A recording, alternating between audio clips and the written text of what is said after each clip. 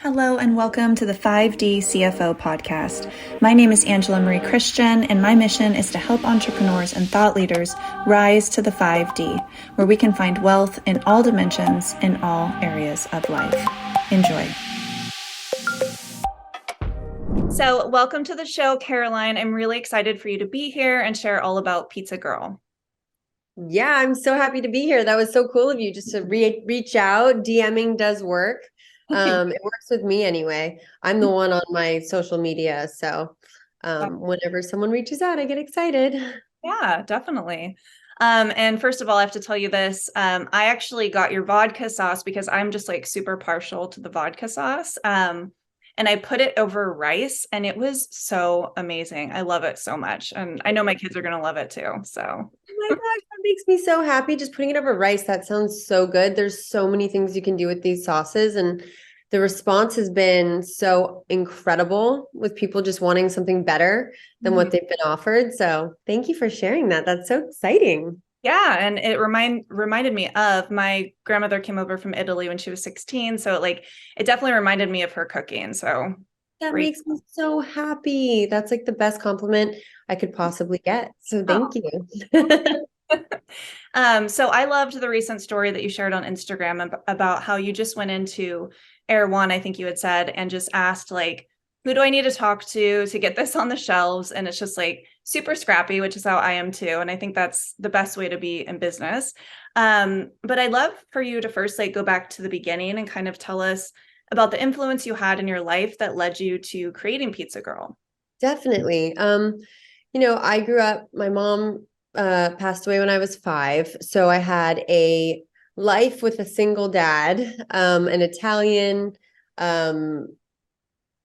pizza man. And that's why my company's called Pizza Girl, because I just never lived the name down. Everywhere I went, everyone was like, hey, Pizza Girl, where's the pizza at?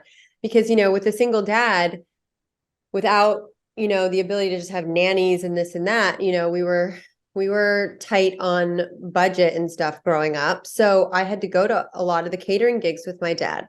After school, my little sister and he'd put us in these shirts that said Pizza Kid, and they were like horribly embarrassing.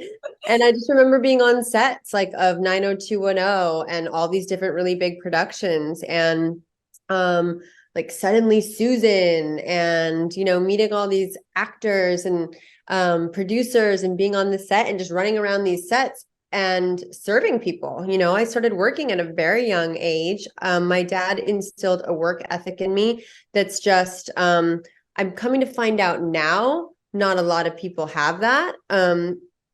It's less common these days to have that kind of like really grassroots kind of just labor intensive work ethic.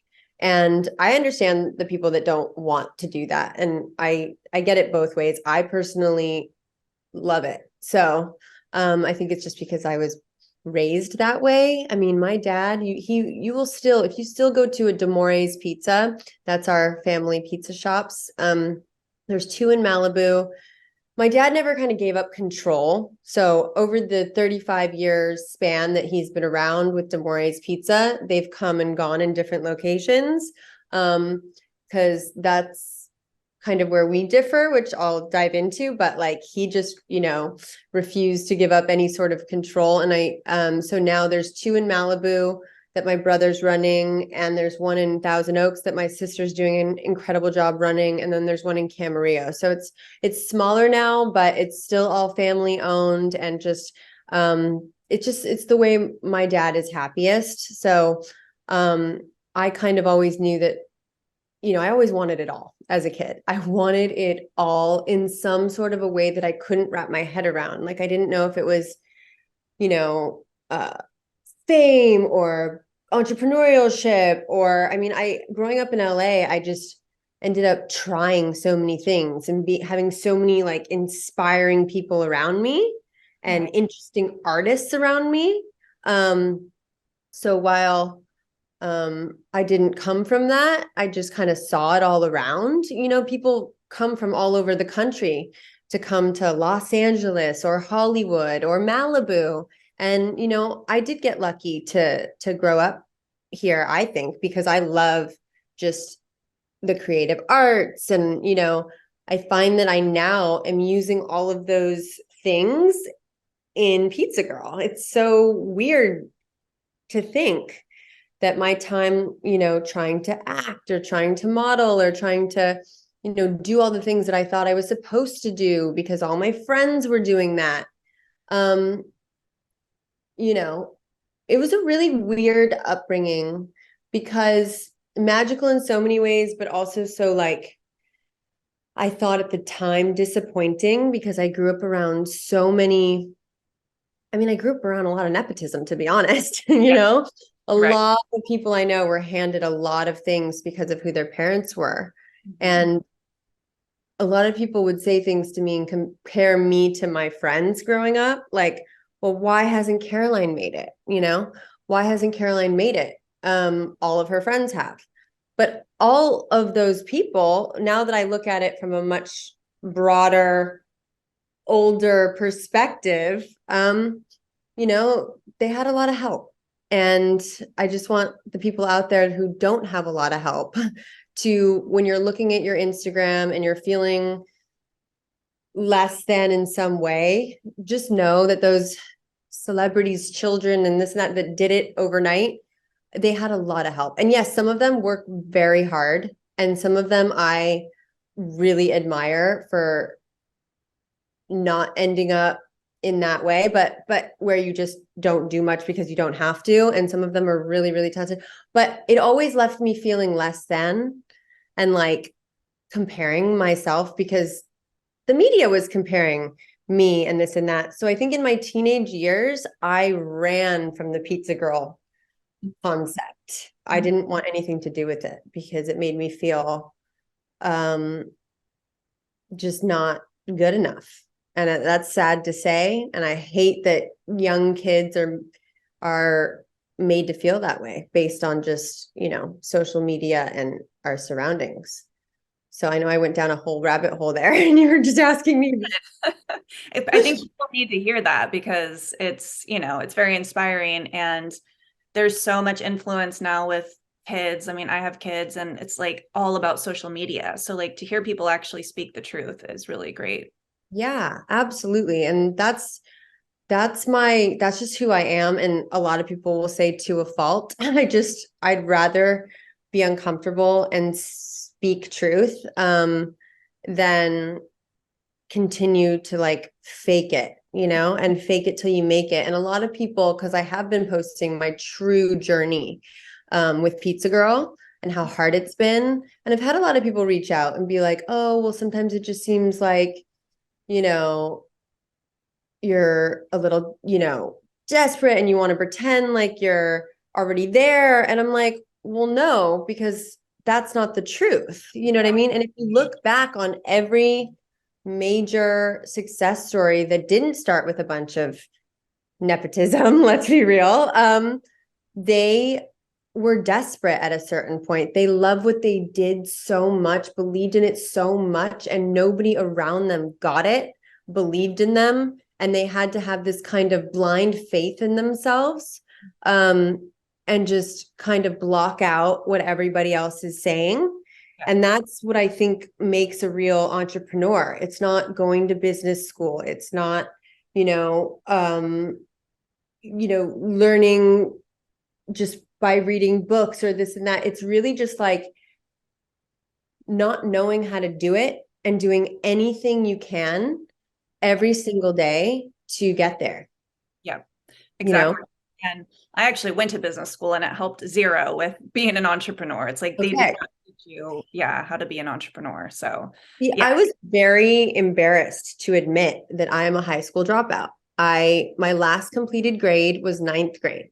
School, I had a really hard time in school. I had a really rough upbringing. My dad did the best he could, but I was around a lot of just excess and drugs and alcohol. And I didn't really, my mom died so young. And when I was young, it gave me this, live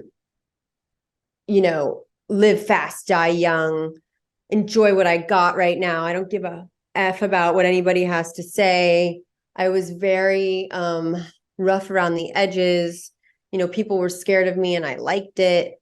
It was like, it was like this protection from the pain that I'm realizing now that I just masked for so many years of losing my mother, and Mother's Day actually kind of just brought a lot of that up for me. So I definitely was just a rebel without a cause, and it was my identity, and it was false. It was all just a protection. Yep. Yeah. My teenager is going through that right now, so I can definitely relate. Yes. Well, it's common and it's okay. Like, kids got to go through what they got to go through. And I think as parents, if we can just try to understand it and kind of try to relate a little more rather than tell them that they're bad or make them feel shame. Not that I'm saying you do, but just in general. I kept rebelling because people kept telling me I was wrong. And like where it came from. And, the older generation, especially the boomers, I'm sorry, but they have a very different way of thinking than we do as millennials. And then, the Gen Zers even, Right. yeah. So my job, I think, as a parent is going to be, and this doesn't come from a book because I don't like to read them. It doesn't come from mommy blogs or groups or anything. It's literally just me thinking about what I needed when I was a teenager and when I was a kid and didn't get. And that is that I'm going to try to evolve with the times, and I'm going to try to be as accepting and loving and not fearful and not come from a place of fear and just be accepting. I think that that's my main goal. Yeah. Yeah. Yeah, I like that. That's what I'm trying to do. I'm like, okay, she just needs to go through this. Like, I was way worse actually. So I'm like, Yeah. to her, it's like, yeah, nothing. But Kind of yeah, hard when our kids can Google us and, be like, you were way worse, mom. Like, I actually don't know how I'm going to explain some of the stuff out there, partying on tables, doing all kinds of crazy stuff. So, yeah. well, and I'm sure some of that like spunk and fire actually help you as an entrepreneur, though. I mean, I think I've heard you say on an interview, like, say yes and then figure it out or something like that, which I really loved. Yeah. Yeah. Some people think that's insane. But for me, it's like, I know that now I have this deadline. I have to figure it out, and I'm going to figure it out. I am a major procrastinator, I've realized. And I don't like to do a lot of things unless I really like it and I'm enjoying it. And that's not good because you leave the scary stack of bills over there. You leave all the stuff, your taxes for too long. And then it comes to haunt you and you can't really enjoy your time. So that's something I'm just now at 39 reworking in my brain and rewiring and figuring out how to handle. I actually read this great book that I want to let your audience know about. It's called Eat That Frog. And my business partner sent it to me. And it's the analogy is that if you had to eat a frog, you want to eat it as fast as possible because it's disgusting, right? So you don't want to sit and dwell and eat it forever. So now I won't even look at my emails unless I know I'm going to respond and deal with it. So it's almost like my emails are a to-do list. Like, I'm not just going to look, because I normally look at it and then put it away and then almost like forget about it and not deal with it. And then it's here and it's haunting me. And while I'm trying to do the thing I'm enjoying, it's still here, So I think that that's super important and valuable. And for an entrepreneur or for anybody really, like, get the stuff done that you don't care about and don't want to do so that you can do the stuff you love with an open, clear, calm mind. No, it's so true. And I have a mentor who actually said that when we avoid something, it actually tells our unconscious mind that it's like threatening to our survival. So then the more we avoid it and ignore it, then the scarier it gets, like in our unconscious. And it's just like like you said, just do it and get it done with and stop avoiding it. Yeah. Totally. But then back to the whole, like, just do it and then figure out how. I mean, that's how I've done my whole life. That's how I've survived my whole life. I think it's also like a survival mechanism. I never was taught the things that a mom teaches a kid.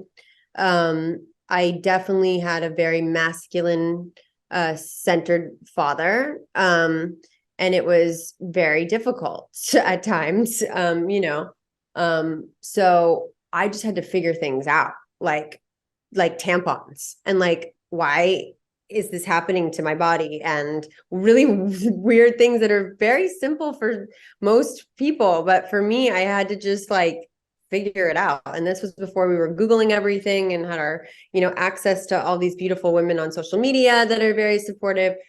So it was like the wild, wild west. We were like just trying to figure everything out. And I think part of that is really amazing that I'm able to, the first thing I did to start my company, Pizza Girl, was I just Googled like how to make a product, and like how to get your make your product, make your idea, and like just started Googling. And my dad doesn't know anything about the supermarket packaging world. We know red sauce, we know pizzas, we know all of that, and how to make it in a restaurant. But on a grand scale, that's a whole nother story. Packaging, FDA, organic approval, like all of that is just a whole new world that I've had to just take one step at a time. And you just have to start. And I know so many people that just won't start. They go in this year, next year, I have this plan, I have this great idea. So many people have come to me with great ideas, but great ideas are a dime a dozen. Everybody's got them.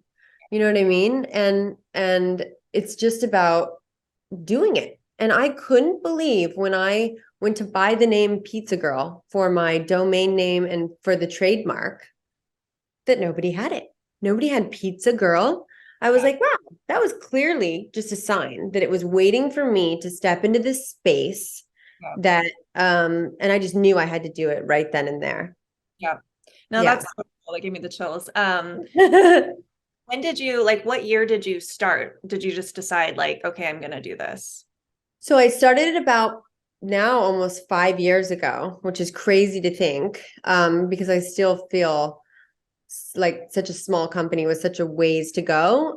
But when you look at some of these major companies, it was like 10 years in the making, and I just kind of started by working on my formulas, getting my trademark and in order, and getting my website domain name, and finding my first, person to help me put it together, which was a company that I found. And they take your idea and they will hook you up with food scientists and people to help you make your labels and your packaging. I did that process, spent a lot of money to me, which I can't remember exactly what that number was now, but maybe like 10 grand or something. And then didn't use any of it, right? Didn't use any of it. But what it did get me to was my very first co-packer, which then ended up being a disaster, that co-packer. They were very small, a mom and pop company, and we made some of the best sauce in the world. And they're very good at that. They do jams and things like that, and they can really help in that way. But they had never done an organic certified product. So we had to like basically certify their entire little operation, which was insane. And then when my store started growing, they couldn't keep up with capacity, and they still wanted the business and tried. But so instead of doing it my way, they did it just threw every ingredient in, heated it up to the the legal limit, and then jarred it. And it was some of the grossest sauce I've ever had in my life. And I thought in that moment that I was going to lose everything. And I had to go, luckily I only had like 100 stores at the time. And so some people, that's a lot. Maybe I had like 60.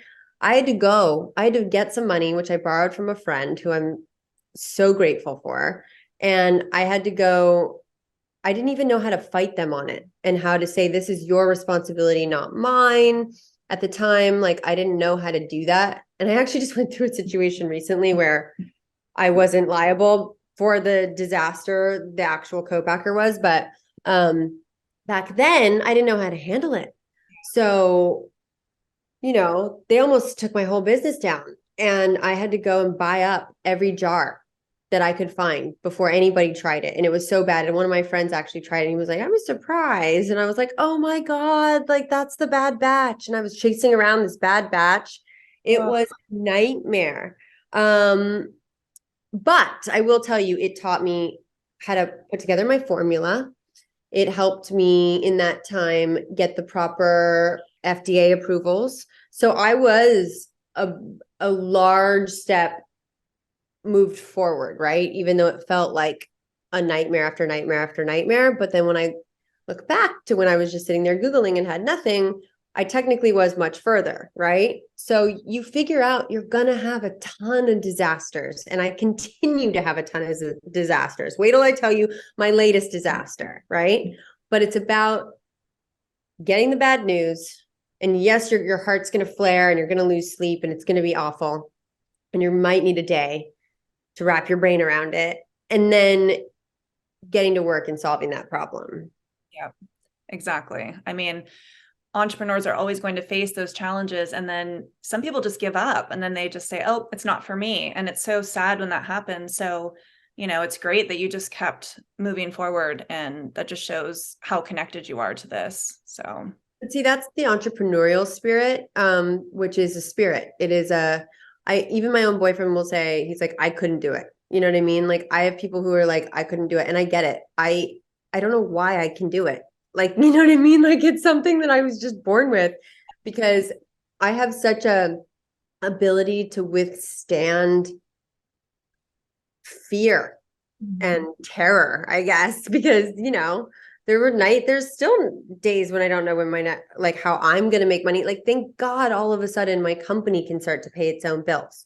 Because do you know, like everybody trying to raise right now is a nightmare. Like it's always terrifying. So you really just have to have that ability to like endure suffering and terror. yeah.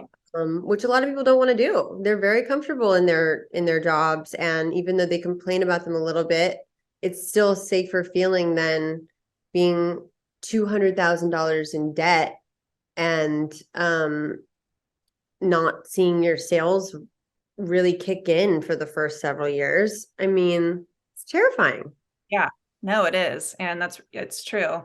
Some people I feel are just born, like I was born knowing I was going to be an entrepreneur too. And it's like, you're just willing to withstand that because you can see that there's something at the end, like you can feel it. So You know it. yeah, totally. And Yeah. so how many stores are you in now? So now I'm in about 1,500 stores. So it's not, the goal, like a lot of my friends are in like 20,000 stores, right? So I'm in about 1,500 and we are keeping it small and for now, and here's why. We have had huge supermarkets say that they want to take us nationally. And we've turned them down. And here's why. It's because the amount of capital that I would have to raise to go national, based on also the brand awareness that I currently have, I would just be running around the state trying to plug up holes, right? Like that analogy of like the boat where you're just trying to, and a lot of these companies do not get it. I'm going to give you an analogy. So I was doing a demo. I do all my own in-person demos right now, which nobody does, which is weird. As the founder, I just took one of my store buyers to dinner in Utah, and he said, I got to tell you, Caroline, nobody does this. I go, what do you mean? I go, founders don't go out there and pound the pavement and talk to all the customers and do this. He goes, maybe they'll do localized demos to where they live. He goes, but none of them are traveling all over the country to satisfy their brand partnerships, right? And the ones that don't, they either fail or they have a ton of marketing dollars that they are blowing and they are not profitable. And they are blowing money year after year after year until they finally have so much brand awareness that they sell to a company that knows how to make it profitable, pretty much, is what I'm finding and what I'm learning. So when I went out there and was like trying to raise on a very small valuation, because I realized all these chargebacks that you get in the CPG world from your big distributors that you need, and they know you need them, and then they charge you like crazy, and you're just like, how did this happen? I realized two things. I could either be desperate and beg everybody for money, or we can reorganize our entire business to where we don't need to raise. And that's what we did. We'd rather have a smaller company with genuine love and customer retention and customers coming back, and just solid. Actually, one of the big distributors said to me, he's like, Caroline, when I started talking about wanting to do it this way, rather than all these founders, they want to go national next year, and then they don't realize that their chargebacks are going to crush them. And the little store in Idaho doesn't know crap about you, and your sales are tanking and they're going to drop you, right? I'm watching this happen all over the sauce community. I'm deep in the numbers of all these other companies, and these companies that get funding, they're just going wide so fast. And I'm watching as they're falling off, their sales each month are in the red, and Pizza Girl is slowly rising in all the stores that we're in. And we're just now seeing all of this really, really, really work. So now we don't need funding desperately. We can't grow tomorrow across the country, right? But we're not going to lose our business. So like I said, I was doing a demo at Erewhon recently, and this girl walks up to me, and she might hear this, and I don't really care because I'm just kind of blunt like that. I'm honest. And she walks up to me and she goes, oh, cute. I used to do these, like a demo, like it's cute, right? And I was like, oh, cool. I was like, so what's your company? She went and brought me over. It's like another milk that, is not milk. And she's like, yeah. She's like, but I don't know if I'm going to be around next year. And I go, well, what do you mean? Why wouldn't you be around next year? And she was like, well, babe, I got a raise. Like, I've got a raise. And I was like, well, how much have you raised so far? And she said, $4 million. And you have one SKU of a flaxseed milk. And why? You should be able to run your entire company forever off of $4 million. And then the revenue that you bring in and the cash flow that you can bring in from that makes no sense to me. And you're too good to be doing demos. I don't get it. I go, what did you spend your money on? She goes, babe, I have an office and employees and marketing. And I was like, this doesn't make any sense. You're blowing investors' money. You're doing it just to look cool. I don't need an office. I don't need 1 million employees. We're running this company lean. We are starting to see enough capital to continue to run the company. And we're working on really incredible partnerships. I haven't taken a salary in over 2 years. And I'm about to again, because I'm going to be able to, thank God. But it's scary, and you have to be able to do whatever it takes, not just be comfortable and cool.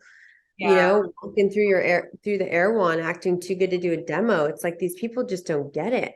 Yeah, exactly. Well, and it's probably, she sees it as like that's someone else's money. She doesn't really like connect it as like her company's like money, God, I'm more scared of spending other people's money than my own.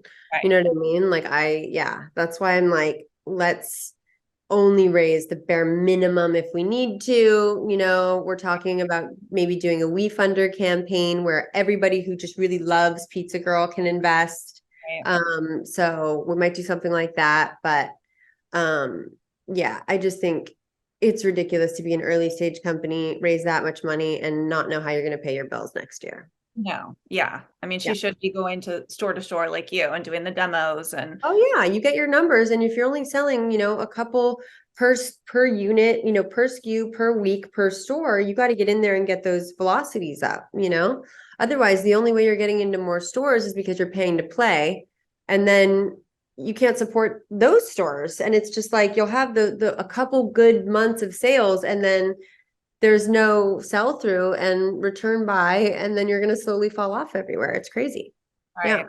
So are you still traveling around right now, or do you do it in like spurts of travel? So because I am a single mother, but luckily when I say single mom, I still have an incredible an incredible father for my daughter, father figure for my daughter. So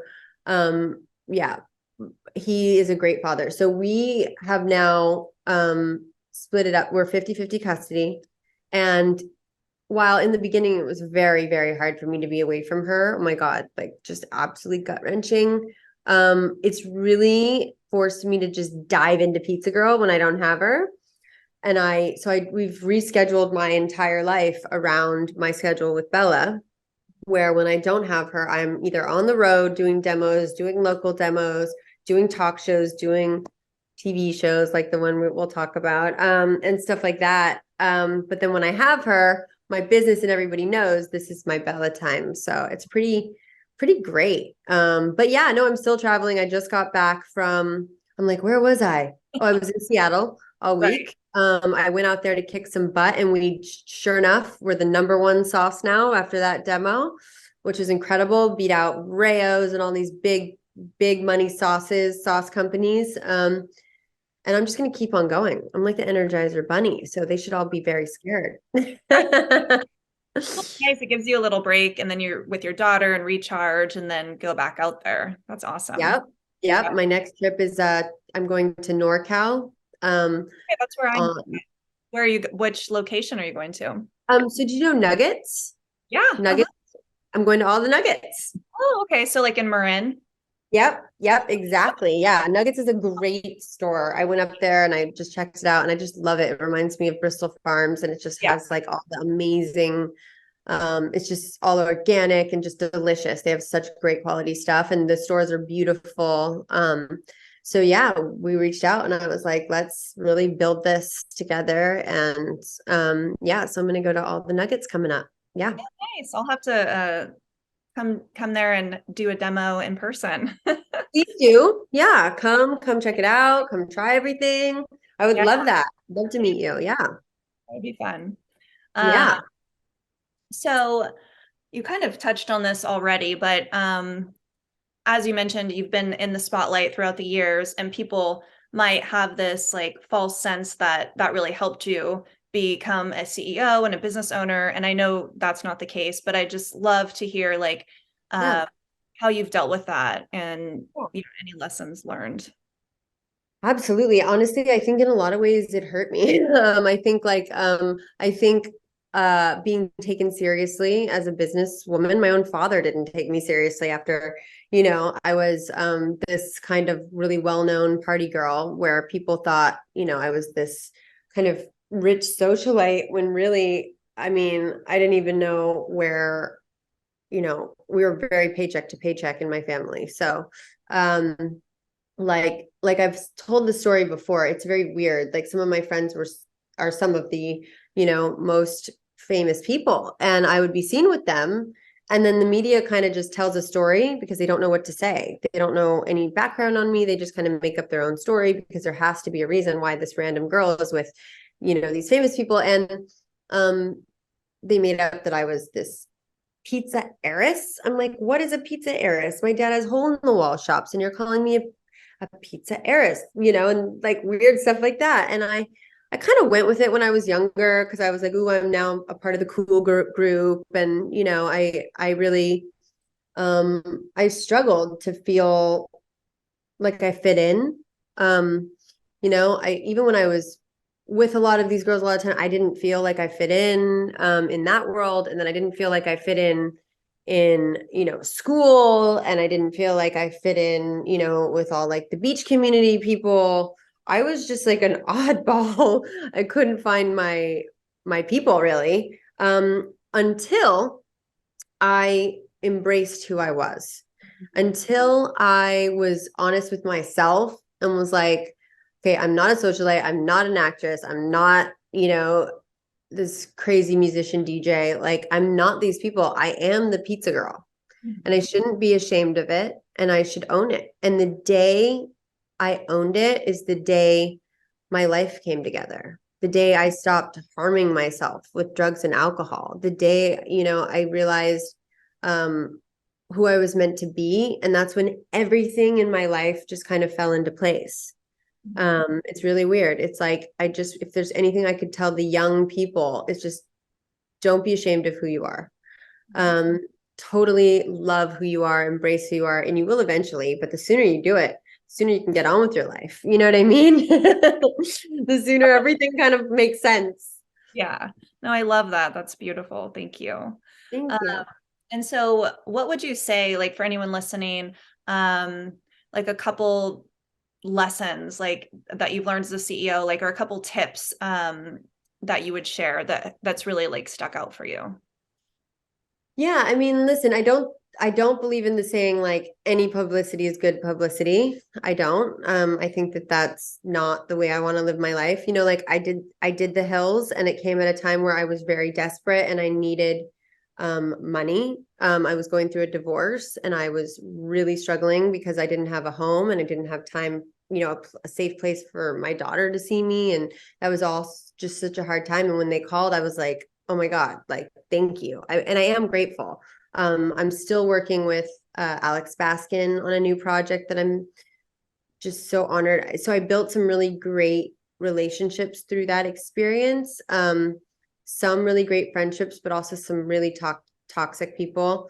And I think for me, it was good and bad. Some people took meetings with me, and I was able to show Pizza Girl on the season, which was positive. But I think some people were like, oh, this is the girl from the hills. It's just like, she probably just put her name on it. You know what I mean? Like, people don't take a lot of those businesses seriously. Like, if we're honest about it, whose business is really, really taken off? Only Bethany Frankel's that That's we what I could was think thinking. of.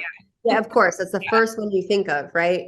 Kardashians is a whole different beast. That's a whole different story. Kris Jenner is just like a genius, but like, nobody really has like a brand and a product that's sold, you know, not nationwide, that is a quality product and isn't like, you know, selling crystals out of their backyard. So it was good and bad for me. I got some brand awareness there, but when I do demos, I'll tell you, people walk up and they go, where do I know this from? Where do I know this from? And I'm like praying that they don't say the hills.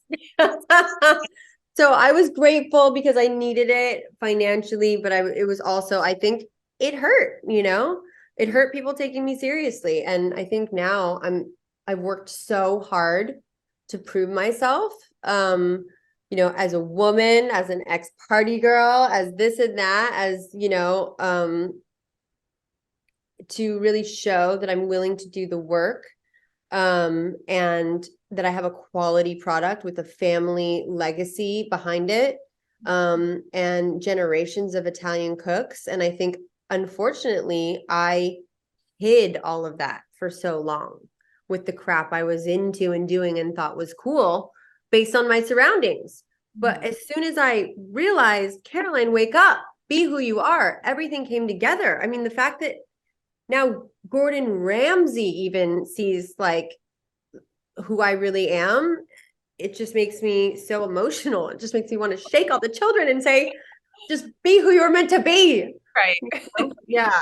Well, and on that note, so yeah, you have an exciting show coming up with Gordon Ramsay on Fox. So yeah, will you tell us a little bit about that and when to expect it? Absolutely. So Gordon Ramsay just chose myself and Pizza Girl as one of the top food entrepreneurs in the country to compete on his new show, Gordon Ramsay's Food Stars, airing on Fox next week, literally a week from today, next Wednesday, May 24th, on Fox at 9 p.m. right after MasterChef. And then it'll be on Hulu. So for most of us who don't watch regular television anymore, it'll also be on Hulu, which is very exciting. It was the most challenging thing I've ever done in my life. I can say that. It was so difficult, so many ups and downs. You know, even being away from my business was really hard, but rewarding as well. And, you know, I'm sure it's going to play out the truth of me. Like, is she just this girl or is she this girl? Right. And that's okay. I'm totally okay with being honest about that. And it's Gordon Ramsay's, it's such a different show than he's ever done before, which is exciting. You know, he's also not just a chef, he's also an incredibly brilliant businessman, entrepreneur, more, you know, shows and restaurants and cookbooks and everything you could possibly imagine. So who doesn't know more about business in the food industry than him? And, I go on there and I fight people that, graduated from schools like Harvard at like 16, and then I'm like this little this little high school dropout. And there were lots of times where I was like, what am I doing here? Like I would feel, I had imposter syndrome and just didn't feel good enough. But then that street smart, scrappy girl kind of just came out of me. So I can't wait for everyone to tune in.